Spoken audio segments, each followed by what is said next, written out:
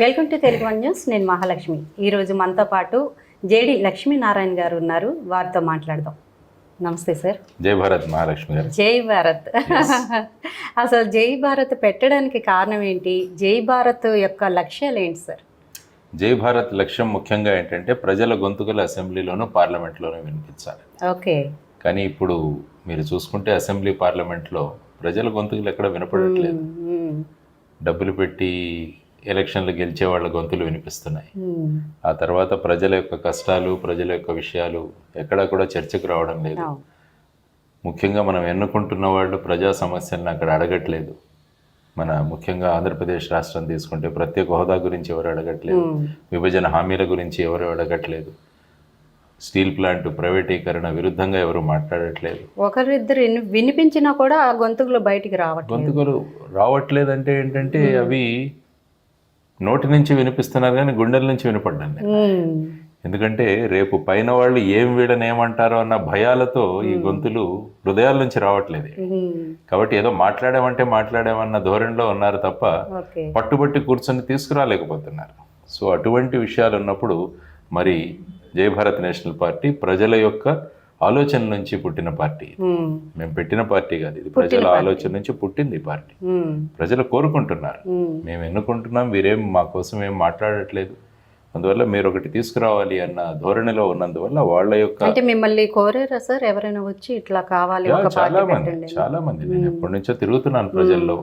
వాళ్ళు అదే అంటున్నారు, సార్ ఈ పార్టీ ఆ పార్టీ ఏమాత్రం భేదం లేకుండా ప్రతి ఒక్కరూ కూడా పైన ఉన్న సెంటర్లో ఉన్న పార్టీకి వీళ్ళు ఎప్పుడు మెప్పు పొందుదామా అన్న ధోరణిలో ఉన్నారు తప్ప వాళ్ళని ఏమేమో అన్న వాళ్ళు మళ్ళీ ఇప్పుడు పొత్తులు పెట్టుకుని వెళుతుంటే మరి ఏం చేయాలి? రాష్ట్రానికి ఒక బాధ్యత గల పౌరుడిగా ప్రజల యొక్క కాంక్షలను ఆకాంక్షలను నెరవేర్చడానికి జై భారత్ నేషనల్ పార్టీ పుట్టుకొచ్చింది. ఎన్ని స్థానాల్లో అభ్యర్థులు నిలబెట్టుకుంటున్నారు సార్? మా అభ్యర్థులు ఆల్మోస్ట్ మాకు 100కు పైగా అభ్యర్థుల లిస్టులు వచ్చేసాయి ఇప్పటికే. సో వాటిని ఫైనల్ స్క్రూటినీలో మా కమిటీ చేస్తున్నారు. సో త్వరలో ఐ థింక్ ఒక 3-4 రోజుల్లో దీన్ని డిక్లేర్ చేస్తాం. అంటే ఎన్ని స్థానాల్లో గెలుస్తామని మీరు అనుకుంటున్నారు సార్? గెలవడం అన్నది సాధారణంగా ఎన్నికల్లో ఉన్నప్పుడు ప్రజలు ఏ విధంగా ఆలోచిస్తారన్నది కూడా మనం చెప్పలేం. ఎందుకంటే ప్రజలు ఒక్కసారి వాళ్ళ ప్రభంజనం వచ్చిందంటే ఆ ప్రభంజనం ముందు ఎవరు కూడా నిలబడలేరు. సో ఆ విధంగా మా భావాలు, మా మేనిఫెస్టోలు ప్రజలకు తీసుకువెళ్తాం. ముఖ్యంగా ఎన్నికల్లో అన్నది మీకు ఒక ఆల్టర్నేటివ్గా మేము ఉన్నామని ప్రజల ముందు మేము నిలబడుతున్నాం. మా క్యాండిడేట్లు వెళ్తున్నారు ప్రతి చోట కూడా, ప్రతి గ్రామాలకు వెళుతున్నారు. ప్రజల నుంచి మంచి స్పందన వస్తుంది కాబట్టి మంచి ఫలితాలనే సాధిస్తామని మేము అనుకుంటున్నాం. Okay sir.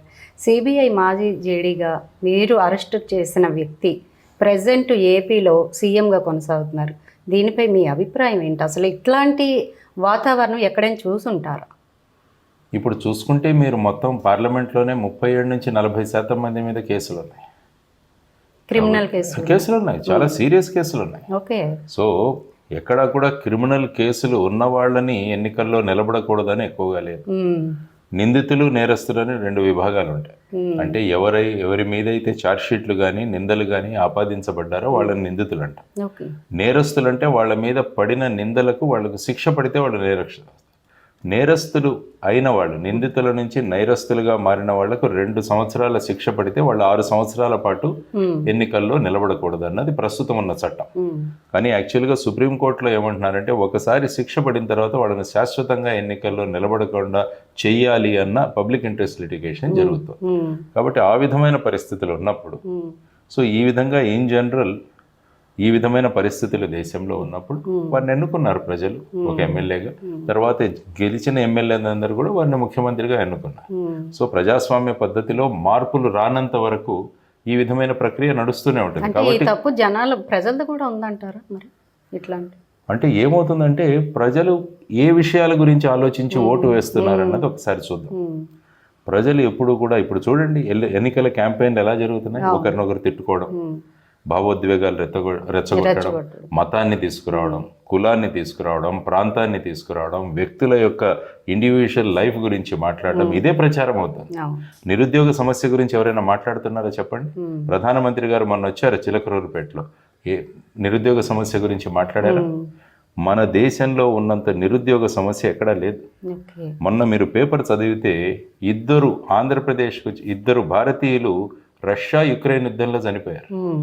వీళ్ళిద్దరూ కూడా వెళ్ళి రష్యన్ ఆర్మీలో రిక్రూట్ అయ్యారు. అవును. మరి ఇక్కడి నుంచి ఎందుకు వెళ్ళాలి? ఇక్కడ లేవా ఉద్యోగాలు? ఇక్కడ లేవా ఉద్యోగాలు? ఆలోచించండి మరి. సో ఈ విధమైన వార్తలు. ఆ తర్వాత మళ్ళా మీరు చూసుకుంటే 2022వ సంవత్సరం ఒక్కసారి చూడండి, రైల్వేలో నాన్ టెక్నికల్ జాబ్కి 35,000 జాబ్స్కి నోటిఫికేషన్ వేస్తే 1,25,00,000 మంది అప్లై చేశారు. 1,25,000 25 lakhs. మరి ఏమవుతుంది దేశంలో? మొన్నటికి మొన్న ఇజ్రాయెల్ హమాస్ మధ్య యుద్ధం జరుగుతుంది, మీకు తెలుసు, పాలస్తీన్. కాబట్టి పాలస్తీన్ వాళ్ళని ఉద్యోగాల్లోంచి తీసేశారు ఇజ్రాయెల్. 1,00,000 మంది ఉద్యోగాలు, అంటే ముఖ్యంగా భవన నిర్మాణ కార్మికులు, వీరందరినీ కూడా తీసేశారు. అప్పుడు వాళ్ళు భారతదేశాన్ని ఎదిగారు, ఎందుకంటే భారతదేశానికి ఇజ్రాయెల్కి మంచి సంబంధాలు ఉన్నాయి. మాకు ఈ విధంగా పాలస్తీన్ వాళ్ళని తీసేశాము, మీ దగ్గర నుంచి వస్తారా అంటే వాళ్ళు నోటిఫికేషన్లు వేశారు. హర్యానాలో 10,000 మంది కోసం, యూపీలో 10,000 మంది, 1,00,000 మంది అప్లై చేశారు. అంటే ఈ దేశంలో ఉద్యోగాలు లేవా? భారతదేశంలో 42% నిరుద్యోగం ఉంది. 20 నుంచి 25 సంవత్సరాల మధ్యలో ఉన్న వాళ్ళ నిరుద్యోగ సమస్య, దీని గురించి ఎవరైనా మాట్లాడుతున్నారు?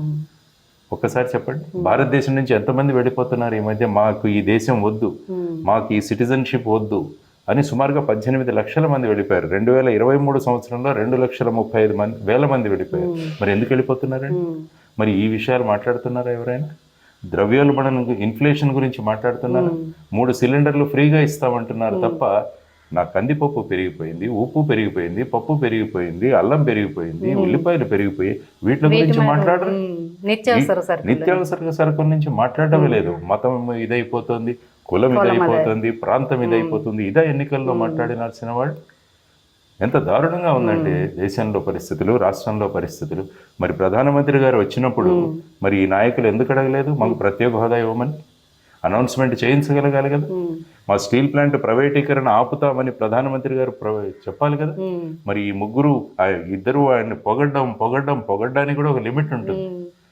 ఆయన సభలో ఏ విధంగా పొగిడారో అని చూస్తే మరి ఈ పొగడతల వల్ల ఆయన ఏదైనా ఇవ్వచ్చు కదా. మాకు స్టీల్ ప్లాంట్ ప్రైవేటీకరణ ఆపేస్తున్నాము, రైల్వే జోన్ని మళ్ళా సక్రమంగా చేస్తాము, విభజన హామీలన్నీ ఇస్తాము, ప్రత్యేక హోదా ఇస్తాము, మరి ఇవే లేవే.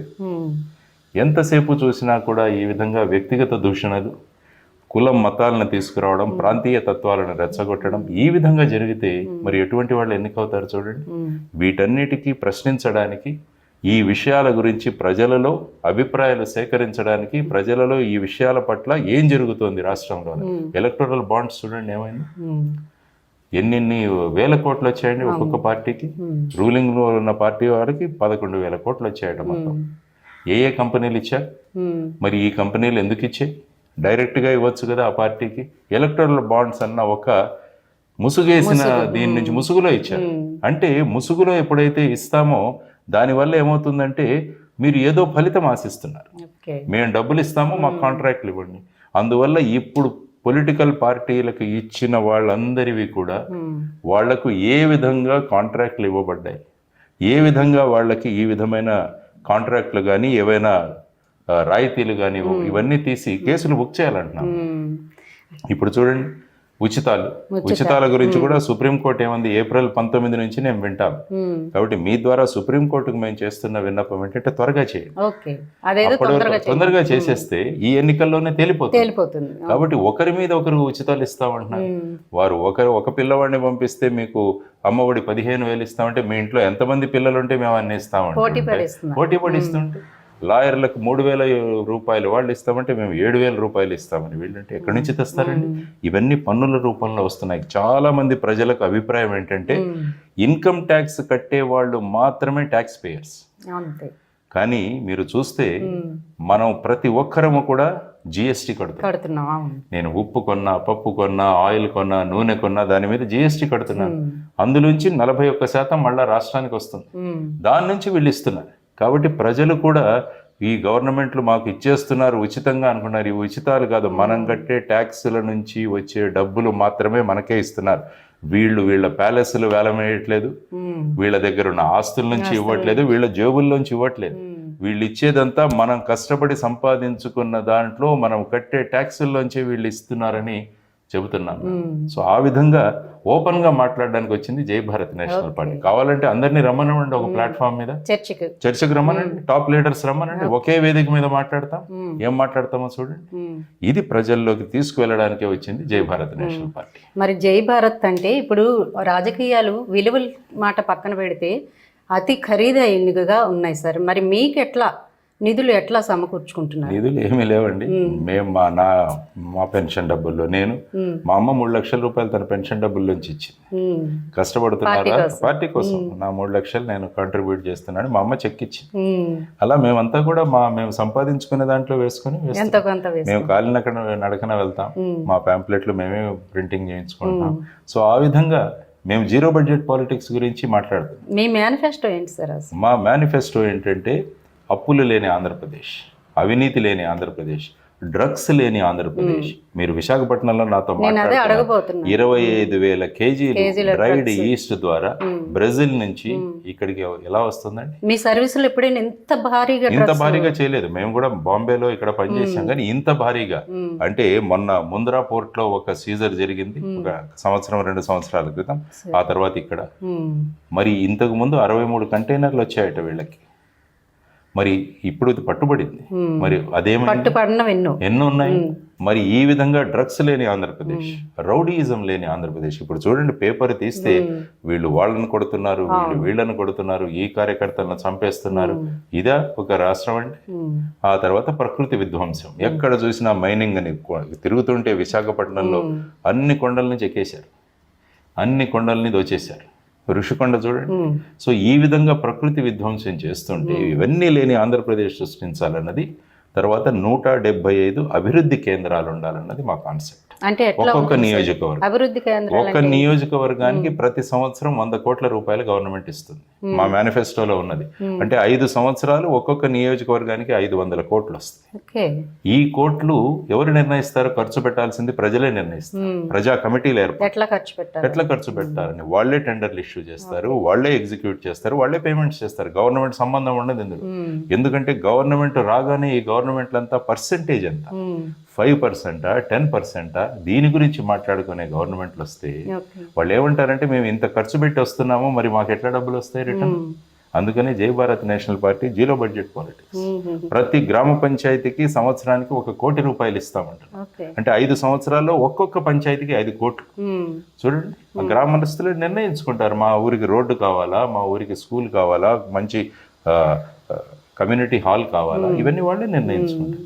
ఈ విధంగా ప్రజా పరిపాలన, స్థానిక పరిపాలన రావాలన్నది జై భారత్ నేషనల్. అమ్మాయిలు పుట్టగానే వాళ్ళ పేరులో టేకు చెట్లు, ఎర్రచందనం చెట్లు నాటిస్తాం. 21 సంవత్సరాలు రాగానే అవి పెరుగుతాయి, వాళ్ళ ఆస్తి వాళ్ళది. ఆ విధంగా ఇస్తుంది. ప్రకృతిని కూడా రక్షించవచ్చు మనం. మద్యపానం, ప్రస్తుత ప్రభుత్వం ఈయన జగన్మోహన్ రెడ్డి గారు ఏమన్నారు? అంచెలంచెలుగా మద్యపానం విధిస్తానన్నారు. ఏది లేదు. జై భారత్ నేషనల్ పార్టీ ఏమంటుందంటే, ఏ గ్రామంలో మహిళలు మా గ్రామంలో మద్యం వద్దంటే అక్కడ షాపులు క్లోజ్.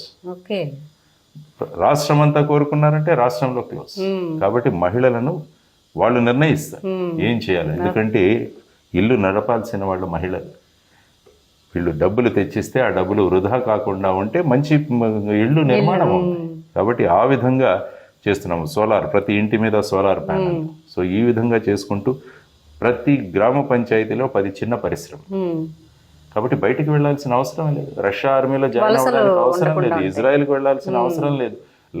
కోట్ల మంది ఒక 25,000 పోస్టులకు అప్లై చేయాల్సిన ఎక్కడి వాళ్ళు అక్కడే.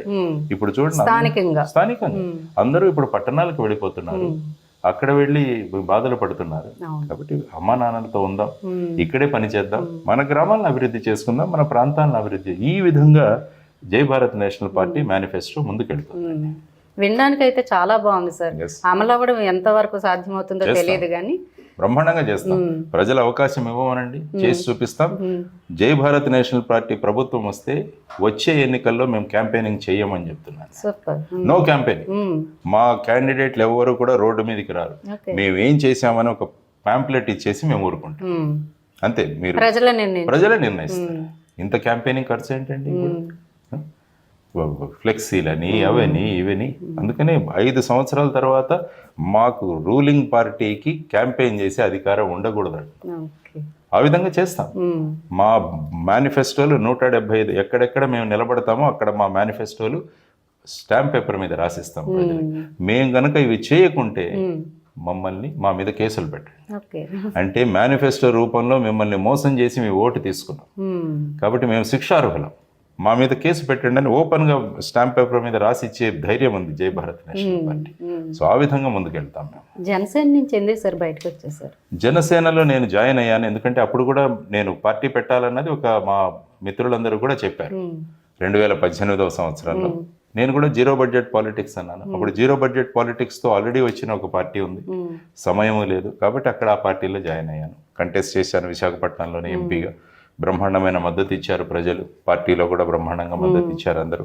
ఆ తర్వాత మళ్ళా సినిమాల్లో నటిస్తాను అని వారు అనడం వల్ల ఏంటంటే ఒక పొలిటికల్ పార్టీ అంటే ఫుల్ ఫ్లెడ్జ్డ్గా మనం వెళ్ళాలి, it's a full time job, 2 పడవల మీద అది కష్టం అని చెప్పేసి నేను ఆ సమయంలో ఇంకా నేనే విధంగా ఆలోచించి వచ్చాను. అది ఇక్కడ జరగదేమో అంటే మంచిగానే వచ్చేసారు బయటికి, నేను అది చెప్పే వచ్చాను. మీరు సినిమాల్లో మళ్ళా వెళ్తామంటున్నారు కాబట్టి ఈ ఫుల్ ఫ్లెడ్జ్డ్ రాజకీయాల్లో మనం ఉండడం కష్టం, అందుకని నా దారిని నేను చూసుకుంటానని చెప్పి వచ్చేసాను. ఇప్పుడు లోక్సత్తా అధినేత జయప్రకాష్ గారు ఆయనే పార్టీ నడపలేక సైలెంట్ అయిపోయిన రోజులు ఇవి, మరి మీరు ఎట్లా నెగ్గుకు రాగలుగుతారు? ఆత్మస్థైర్యం తీసుకువెళ్తానన్న గుండె ధైర్యం ఉంది, మొండివాడిని వాడు తీసుకెళ్తాను ఖచ్చితంగా. అయితే ఇందాక ఒక వార్త చూశాను సార్, మా పెళ్ళికి రండి ఓటు కానుకగా మోడీకి ఓటు వేయండి, ఇలాంటివి అసలు ఎలక్షన్ టైంలో ఎలా పనిచేస్తాయంటారు? వెంటనే వాటిని ఎలక్షన్ కమిషన్కి తీసుకువెళ్ళాలి. ఎలక్షన్ కమిషన్ స్పష్టంగా చెప్పింది ఏ విధంగా మా పెళ్లికి రండి ఒక మొక్కను నాటండి అంటే బాగుంటుంది, అది బాగుంటుంది, అట్లీస్ట్ పర్యావరణం బాగుంటుంది. ఇక్కడికి వెళ్ళి ఈ విధంగా చూడండి ఏ విధంగా ఆయనే పార్టీ నడపలేక సైలెంట్ అయిపోయిన రోజులు ఇవి, మరి మీరు ఎట్లా నెగ్గుకు రాగలుగుతారు? ఆత్మస్థైర్యం తీసుకువెళ్తానన్న గుండె ధైర్యం ఉంది, మొండివాడిని వాడు తీసుకెళ్తాను ఖచ్చితంగా. అయితే ఇందాక ఒక వార్త చూశాను సార్, మా పెళ్ళికి రండి ఓటు కానుకగా మోడీకి ఓటు వేయండి, ఇలాంటివి అసలు ఎలక్షన్ టైంలో ఎలా పనిచేస్తాయంటారు? వెంటనే వాటిని ఎలక్షన్ కమిషన్కి తీసుకువెళ్ళాలి. ఎలక్షన్ కమిషన్ స్పష్టంగా చెప్పింది ఏ విధంగా మా పెళ్లికి రండి ఒక మొక్కను నాటండి అంటే బాగుంటుంది, అది బాగుంటుంది, అట్లీస్ట్ పర్యావరణం బాగుంటుంది. ఇక్కడికి వెళ్ళి ఈ విధంగా చూడండి ఏ విధంగా మన ఈ రాజకీయ నాయకులు కూడా ఎలాగైపోయారంటే మాకు అపోజిషన్ వద్దు అన్న స్థాయికి వెళ్ళిపోయారు. ఈయనేమో వైనాట్ 175 అంటారు. ఈరోజు పేపర్లో చూశాను మేము 160 సీట్లు గెలవబోతున్నామని చంద్రబాబు గారు అంటున్నారు, ఆయన 400+ అంటున్నారు. అంటే ఇక అపోజిషన్ వద్దా? అంటే రాచరికాలు రావాలా, నిరంకుశతత్వం రావాలా, ఇంకెవరు మాట్లాడడానికే లేదా? మరి ప్రజాస్వామ్యం ఎక్కడ నిలబడుతుంది చెప్పండి? ఇవన్నీ కూడా ప్రజలు గమనించాలి. ప్రజలు ఏం చూస్తున్నారంటే వా ఈయన 175 అంటున్నాడు, ఈయన 160 అంటున్నాడు, ఈయన 400 అంటున్నాడు, ఈ విధమైన ఒక మాయలో ఉండిపోతున్నారు. కానీ ప్రజలకు అసలు విషయాలు ఏంటి అని చెప్పడానికి వచ్చాం. మరి ఈ ప్రభుత్వం ఇంత సంక్షేమం మాట్లాడుతుంది కదా, ఎంతమంది వైట్ రేషన్ కార్డుల నుంచి బయటకు వచ్చారో ఇవ్వమనండి ఒకసారి స్టాటిస్టిక్స్. రాష్ట్ర యొక్క ఆర్థిక పరిస్థితి మీద ఒక శ్వేతపత్రం వైట్ పేపర్ రిలీజ్ చేయమనండి. రాష్ట్రం ఎన్ని లక్షల కోట్ల అప్పులో ఉంది అని చెప్పేసి ఓపెన్ గా చెప్పమనండి. కేవలం బడ్జెటరీ కాదు, కార్పొరేషన్స్ లో ఉన్న అప్పులు కూడా ఎన్ని ఉన్నాయి. కార్పొరేషన్లో చాలా కార్పొరేషన్లో ఆ ప్రాపర్టీస్ ఈ ప్రాపర్టీస్ వాళ్ళు ఇవి పెట్టేసి మార్టిగేజ్ పెట్టేసి డబ్బులు తీసుకున్నారు. అవన్నీ కట్టాలి, లేకుంటే ఇవన్నీ వెళ్ళిపోతాయి. సో ఆ విధంగా వెళుతున్నప్పుడు మరి ఏం చేయాలండి? సో ఈ విధమైన పరిస్థితుల్లో అందుకని జయ భారత్ నేషనల్ పార్టీ మేము ఓపెన్గా ప్రశ్నిస్తున్నాము. మా పరిస్థితి ఏంటి, రాష్ట్ర పరిస్థితి ఏంటి? మోడీ గారు మొన్న అరేబియా సముద్రంలోకి వెళ్ళి ఆయన ద్వారకా చూసి వచ్చారు, కింద అక్కడ పూజలు చేసి వచ్చారు. వారు ఇక్కడికి వచ్చినప్పుడు చిలకలూరుపేటలో మేము అదే అడిగాం, మా బంగాళాఖాతంలో కూడా ఒకసారి దిగండి, మా రాష్ట్రం ఏమన్నా అప్పులు కనపడతాయేమో అక్కడ, ఆ అప్పులు బయటికి తీసుకురండి అని రిక్వెస్ట్ చేశాము. సో ఈ విధంగా మన రాష్ట్రంని గురించి ఈ విధమైన చులకన భావంతో అందరూ చూస్తుంటే ఎక్కడో మన ఆత్మగౌరవం అన్నది తట్టి లేపాలి. ఎన్టీ రామారావు గారు ఏ విధంగా ఆత్మగౌరవం ఢిల్లీ వీధుల్లో తీసుకువెళ్ళి మొత్తం దేశాన్ని ఆయన ఆత్మగౌరవం మీద ఆయన నడిపారు. అటువంటి ఆత్మగౌరవం ఉన్నవాళ్ళు మనం తెలుగు వాళ్ళు.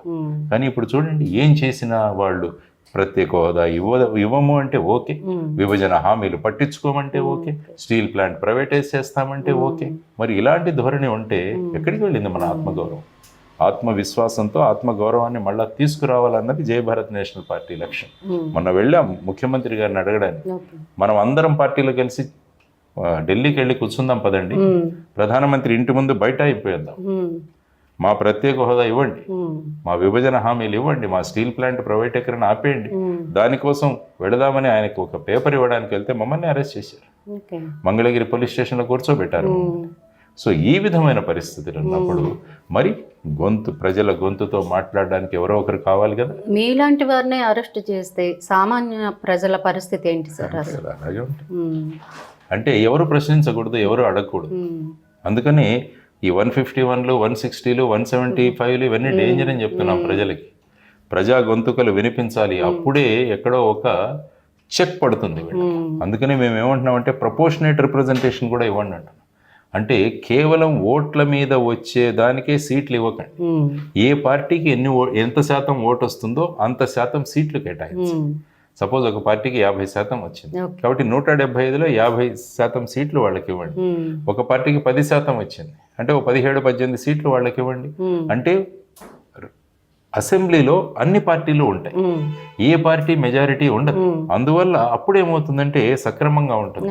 ఎప్పుడైతే కోయలేషన్ గవర్నమెంట్లు ఉన్నాయో అప్పుడే దేశ ఆర్థిక స్థితి బాగుండేది, అందరూ కలిసి సమిష్టిగా చేస్తారు. లేకుంటే మేము ఏం చేసినా పర్వాలేదు అనుకుంటే ఎలాగంటే అది ల్యాండ్ టైటిలింగ్ యాక్ట్ అని తెచ్చారు ఈ గవర్నమెంట్. అది ఎంత దారుణంగా ఉందండి. దేశంలో ఎక్కడ కూడా అమలు చేయలేదు, ఈవెన్ గుజరాత్లో కూడా అమలు చేయలేదు. మన దగ్గర వెంటనే అమలు చేసేసి ఇప్పుడు ఏంటంటే నా దగ్గర రాష్ట్రానికి ఒక న్యాయంపై మీరేమంటారు సార్? రాష్ట్రానికి ఒక న్యాయం, గుజరాత్కి ఒక న్యాయం, ఏపీకి ఒక న్యాయం, తెలంగాణకు ఒక న్యాయం. అంతే. ఇప్పుడు ఏంటంటే డివైడ్ అండ్ రూల్ అన్నదే కదా మన బ్రిటిష్ వాడు వెళుతూ మన వాళ్ళకి నేర్పించేళ్ళారు. అదే నేర్పించేది, విభజించు పాలించు, అందరూ దగ్గరికి రానివ్వకూడదు, అందరూ దగ్గరికి వస్తే ప్రమాదం. కాబట్టి వీలైనంతగా డివైడ్ చేసేసి వాళ్ళలో భేదభావాలు రెచ్చగొట్టి పాలించడం అన్నది ఈ బ్రిటిష్ వాడు, మన వాళ్ళు ఇంకా తెలివితేటలు ఎక్కువ కదా మన వాళ్ళకి, దాన్ని ఇంకా ఎక్కువగా ప్రయోగిస్తున్నారు. సో ఆ విధంగా చేయడం అన్నది సబబు కాదని మేము చెప్తున్నాం. కాబట్టి అనేక మార్పులు రావాలి. మొన్నటికి మనం చూడండి ఎలక్షన్ కమిషనర్ అపాయింట్మెంట్స్లో సుప్రీంకోర్టు చెబితే ప్రధానమంత్రి, leader of opposition, supreme court chief justice ఉంటే బాగుంటుందంటే వెంటనే వీళ్ళు ఒక బిల్లు తెచ్చారు. ఆ బిల్లులో ఏముంది, మాకు సుప్రీంకోర్టు చీఫ్ జస్టిస్ వద్దు, మాకు ఇంకొక మంత్రి ఉంటే చాలు అన్నారు. ప్రధానమంత్రి ఇంకొక మంత్రి ఉంటే అక్కడ పారదర్శకత ఎక్కువ ఉంటుంది, వాళ్ళు ఎవరు కావాలంటే వాళ్ళని తీసుకురావచ్చు. సో ఆ విధంగా మార్పులు వస్తుంటే మరి ప్రజాస్వామ్యం ఎక్కడ ఉంటుందండి? సో ఈ విధంగా ప్రజలకు బేసిక్ విషయాలు చెప్పి మన సమస్యలు ఏంటని చెప్పి వాటి గురించి ఆలోచించే విధంగా చేయాలి. కానీ ఈ పార్టీలు ఏవి కూడా ఆ విధంగా చేయట్లేదు. వ్యక్తిగత దూషణలు, తర్వాత మతాలు కులాలు రెచ్చగొట్టడం, ఆ తర్వాత కొందరు డబ్బులు పంచడం.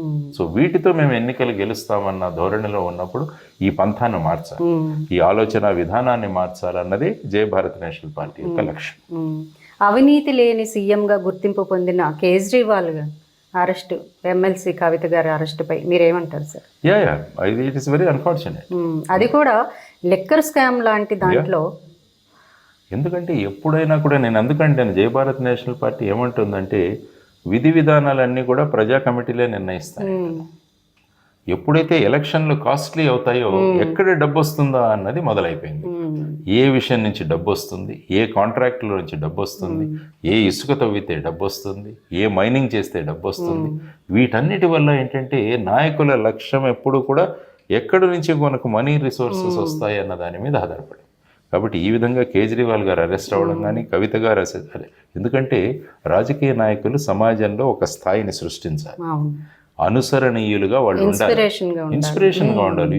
దే షుడ్ బి రోల్ మోడల్స్గా వాళ్ళు తయారవ్వాల్సిన సందర్భంలో ఈ విధంగా అవడం అన్నది కూడా దురదృష్టకరం.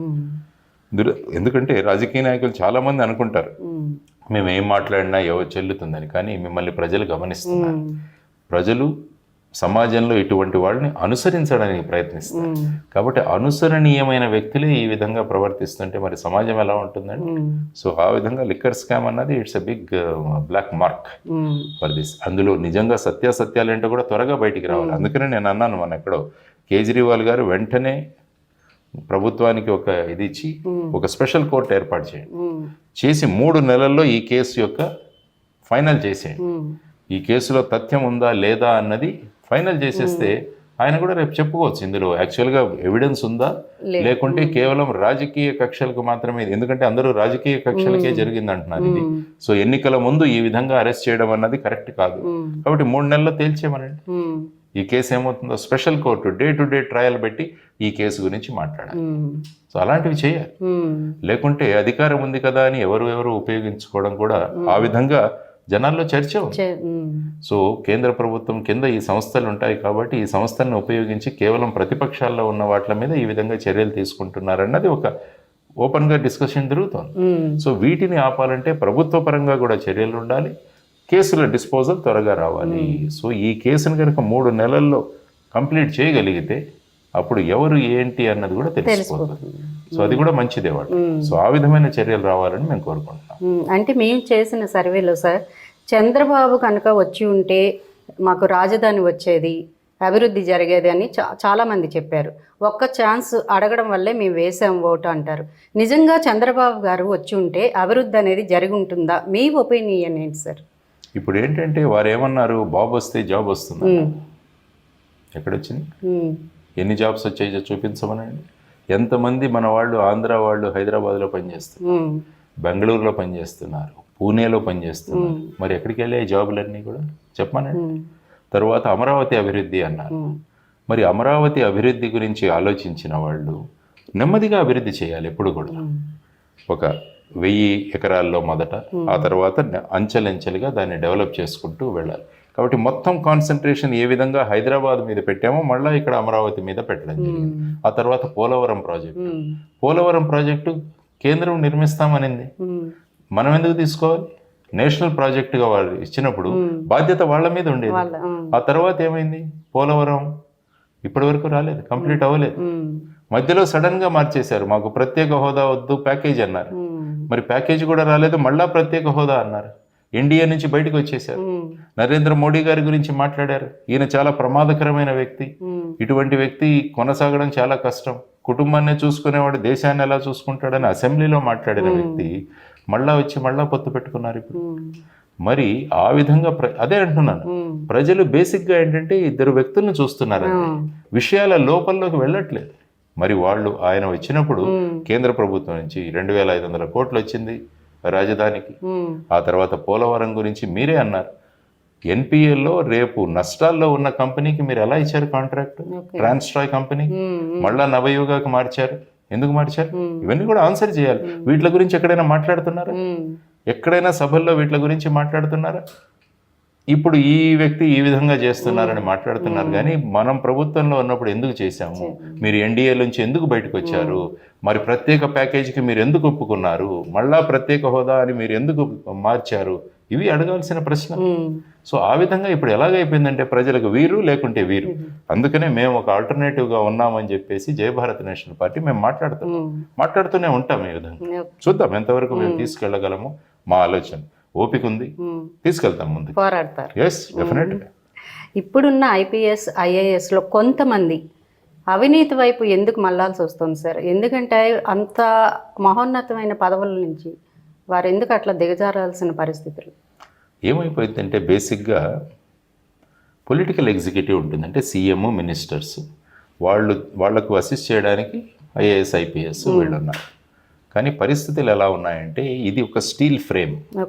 ఎప్పుడు కూడా ఆల్ ఇండియా సర్వీసెస్ అన్నది ఉక్కు ఫ్రేమ్, అది ఇది గట్టిగా ఉండాలి.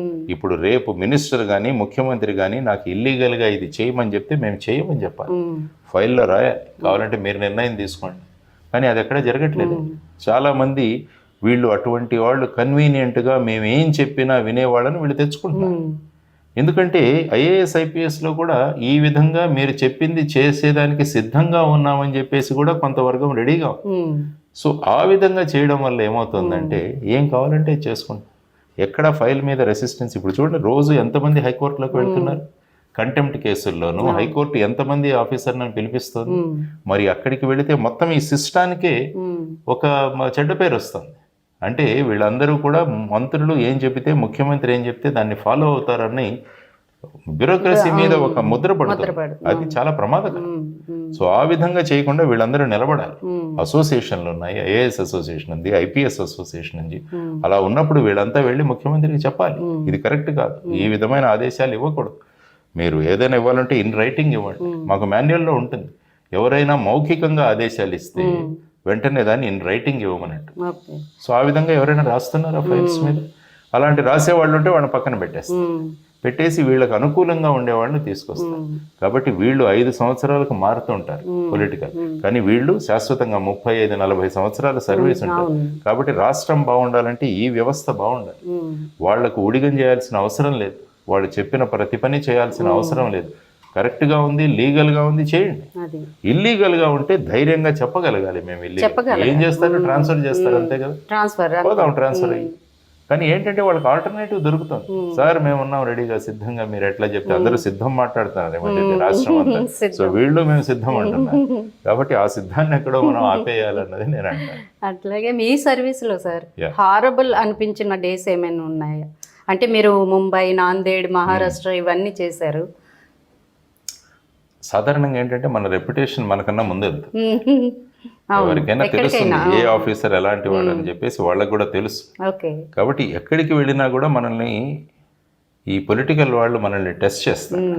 అందుకనే ఏంటంటే ఒక 2-3 పనులు చెప్తారు మనకి. అందులో ఏంటంటే ఒక 2 లీగల్ పనులు ఉంటే ఒక ఇల్లీగల్ ఉంటుంది. సపోజ్ మీరు లీగల్గా చెప్పిన 2 పనులు చేసి ఇది నేను చెయ్యను అంటే వాళ్ళు తర్వాత నుంచి సర్దుకుంటారు. సో ఇతను ఓన్లీ మనం ఏదైనా చట్టబద్ధంగా ఉంటేనే చేస్తాడు, చట్టానికి వ్యతిరేకంగా ఉంటే చెయ్యడు అన్నది వెళ్ళిపోతుంది వాళ్ళ దగ్గరికి.